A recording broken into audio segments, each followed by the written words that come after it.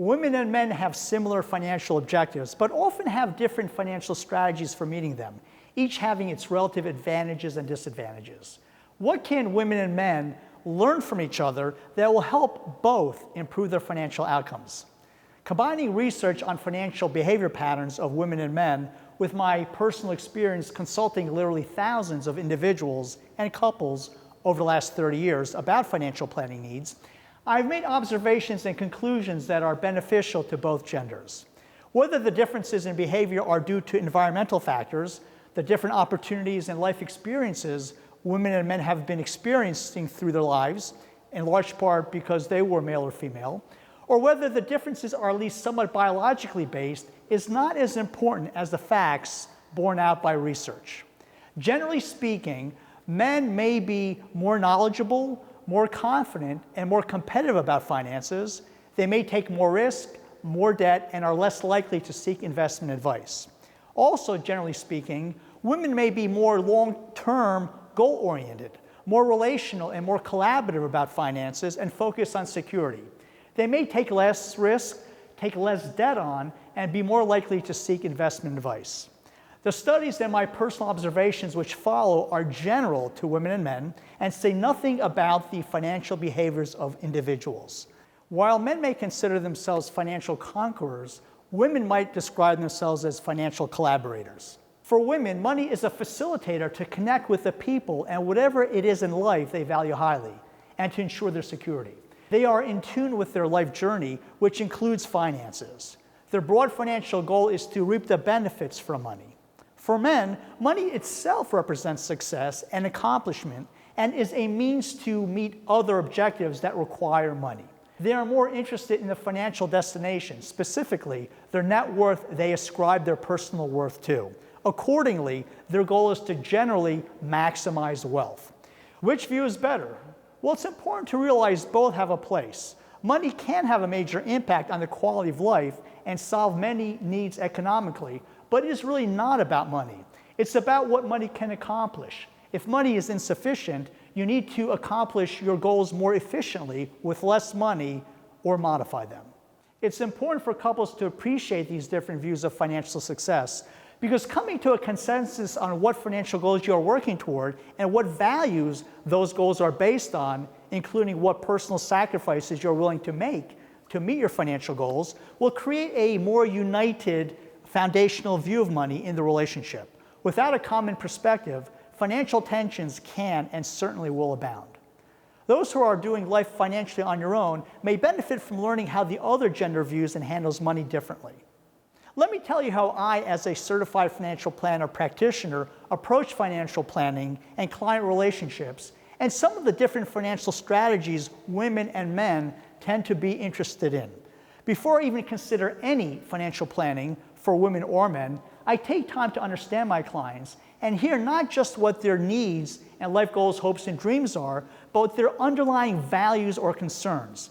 I take time to know the individual or individuals in working with a couple and speak their language, not in financial jargon, because we need to be on the same page from the beginning and stay on the same page throughout our working relationship. From there, I complete a full financial assessment and learn all their financial details: income, assets, work history, which insurance products are in place. I review their tax returns, make sure their legal documents like their wills are in place. I review everything to make sure all the financial pieces fit together. An important financial activity is structuring and managing investments. If we look at the investment allocations of women and men, they may look something like this. If we look at the positions of stocks, bonds, annuities, and cash, men may have a more aggressive portfolio, a larger allocation to stocks. Women may have less risk, probably more bonds and more annuities and certainly more cash. Please note this is a generalization and is not true of all women and men. The problem with focusing on investment allocations is there is really no specified end benefit to the owner for the funds, which is okay if the ultimate goal is simply to grow the portfolio to be as large as possible with the appropriate amount of risk. Instead, it is more helpful from a financial end benefit standpoint to talk about the disposition of assets, what they will be used for, and how women and men try to achieve their financial goals, maybe even the same ones, differently. There are 5 dispositions for retirees' money. Growth, which is an unspecified or intermediary goal, a goal that we use to make other objectives happen. Income, which is regularly weekly and monthly distributions to meet ongoing expenses. Withdrawals, which are less frequent, less periodic distributions taken in bits and pieces. Healthcare, either medical or long-term care, which represents the biggest unanticipated risk in retirees' portfolios. And legacy, what is left behind for heirs and charitable organizations. When looking at the financial approaches for women and men, it's essential to keep in mind that the longer life expectancy for women automatically creates different needs due to their greater financial exposure, needing money for a longer period of time, and more likely to live alone in their later years. They will probably have to live solely on their own income as a single and have less household income than they had if they were married. And they will have no one to assist them with their potential health needs later in life. These concerns have to be accounted for in a financial plan, particularly if we are interested in increasing the certainty of the financial outcome, and security is an important overarching objective. Men's disposition will typically look like this: an investment allocation approach. An asset base funds all the financial needs, expected and unexpected, incidental and catastrophic.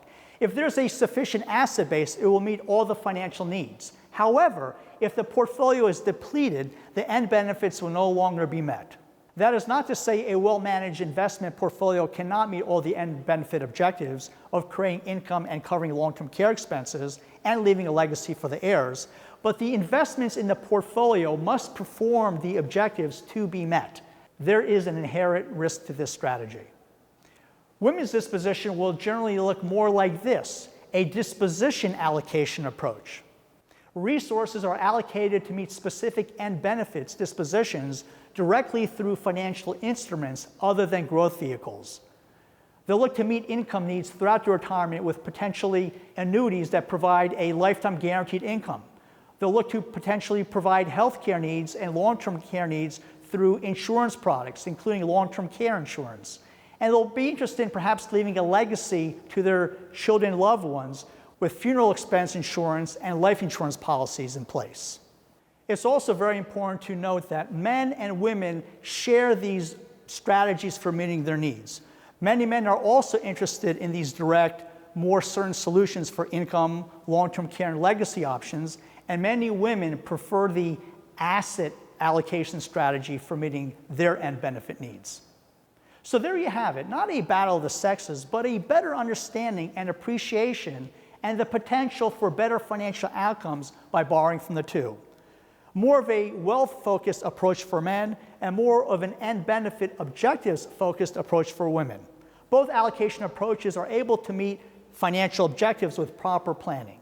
Please be sure to access our resources, Pink or Blue Money, and see if you do finances with more of a traditional male or more of a traditional female financial approach, or a combination of the two, and what you can learn from the financial strategies the other gender typically uses. Also, avail yourself of our resource, Does My Financial Advisor Get Me? And if you would like to hear a deeper discussion about financial planning, please request our 5 components of financial planning video. Of course, you can always feel free to reach out to me and see how I can help you navigate your financial journey.